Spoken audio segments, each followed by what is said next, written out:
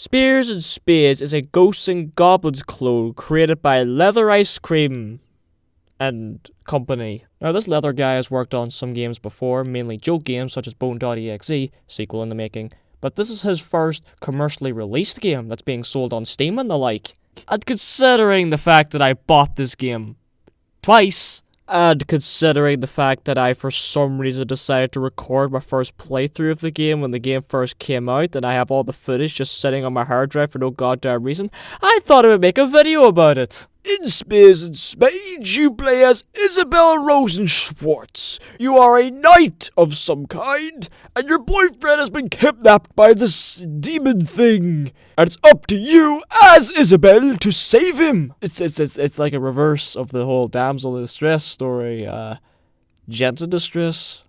I don't know what the male equivalent is, but, you know, whatever. Story's not important, let's get to the game.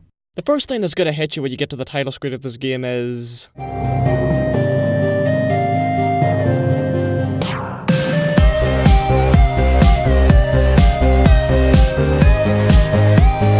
Oh, damn! This soundtrack kicks ass!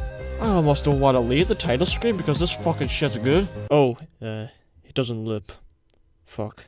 Well, I guess we time to move on to the game then. But before I get to the actual gameplay, I'm gonna talk about the visuals. Visual-wise is pretty much what you would expect if you're familiar with Leather. It's his art style, his animation styles. One minor complaint is the fact that a lot of the animations on the enemies and bosses tend to be a bit choppy, especially when compared to the main character's animations.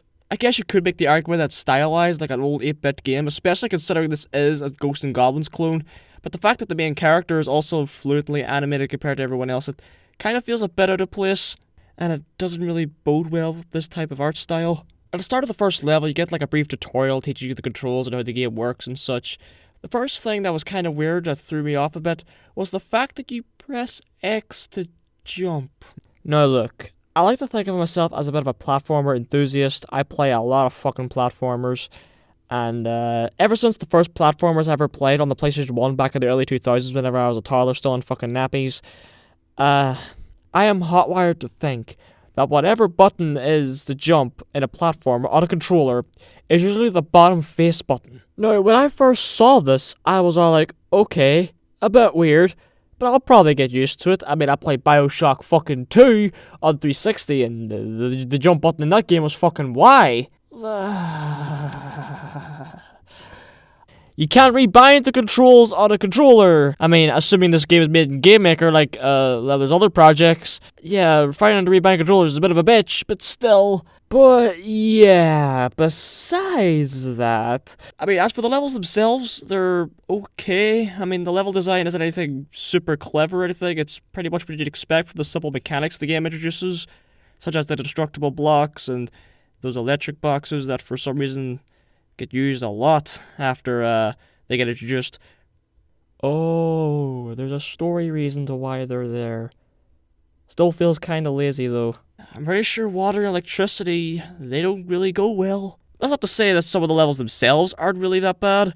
I mean, I like the underwater level where it has like a little swim mechanic, as well as the asylum, which everything's all dark and you have to move around to fully see everything. And this level, purely for the trip to the moon reference. At the end of each level, you fight a boss, and, well, the bosses, they're pretty simple and almost pretty easy once you learn their patterns, although most of them do have their own little unique mechanics and quirks to make them feel different from each other, so I guess that's good enough for me. There's also a small pool of enemies you'll be fighting throughout the game. From basic enemies such as these little zombie guys that just walk back and forward, these demon guys that swoop through the air, these spooky little skeletons that pop out of the ground and make a cute little noise when they do so. I love these guys.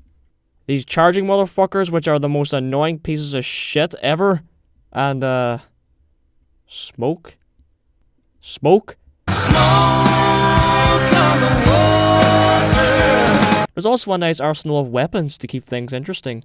You start off with the knife, which is like, does basic damage and has a decent firing rate. You get this little spiky ball thing, which has a far worse firing rate, but does a lot of damage and pierces enemies. Fuck, it's satisfying to get a bunch of enemies at once with this thing. This axe, which fires in an arc, and it's really only useful in certain situations. There's even a frying pan. Although whenever I got my hands on this cherry bomb weapon, I basically used nothing else.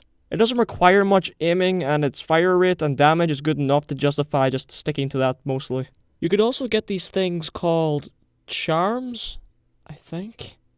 You either obtain these by either opening up these boxes, which you have to spend money to open and you get a random one, or before a boss fight you get this little shop guy and you buy them.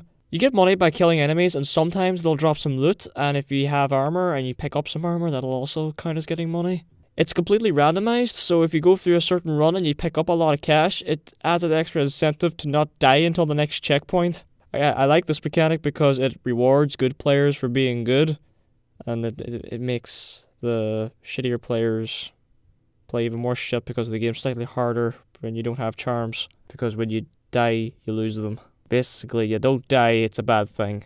I mean, once I found out I can go back to previous levels and grind for cash, it kind of made things easier, but still.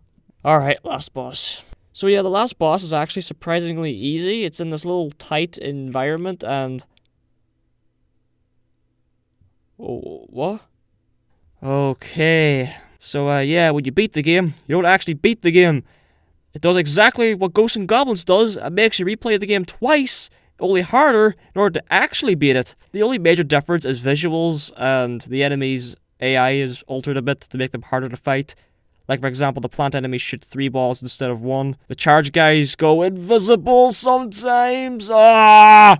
Don't make it seem like I'm complaining about the challenge. I fucking love it. It takes what you've learned by playing through the normal world and twists it on its head. Little subtle touches that make the enemies more challenging to fight, I fucking love that. My favorite touch would have to be now that the skeleton guys are disguised as item boxes to kind of trick you. Although if you pay attention to where they spawn on the regular world, and the level layout and such, you'll know which ones are fake and which ones are real. That's really fucking cool. If it was just the regular world on its own, I would say this game's okay.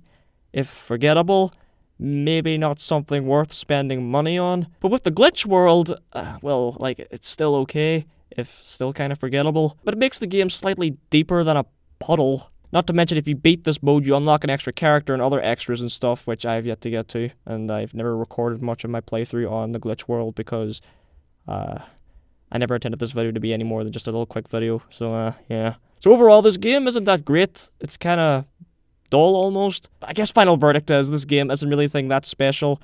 Although for the €2 they're charging it for, I think it's worth a little look. This game is cheaper than Overwatch loot boxes.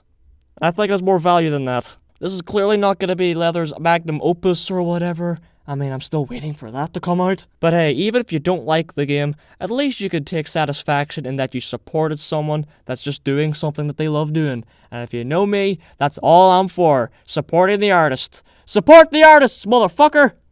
And as dumb as this sounds, this game is almost kind of inspiring to me. Considering the fact that I've been following the creator of this game for a long ass time at this point, and to actually see him succeed in actually getting a game he made on Steam and all, it's, you know, inspiring to a aspiring little dev like myself. Even though all of my games have never really made it past the prototype stages. Maybe one day I'll get a cheap game onto Steam and have someone make a video about it. That's the dream, baby.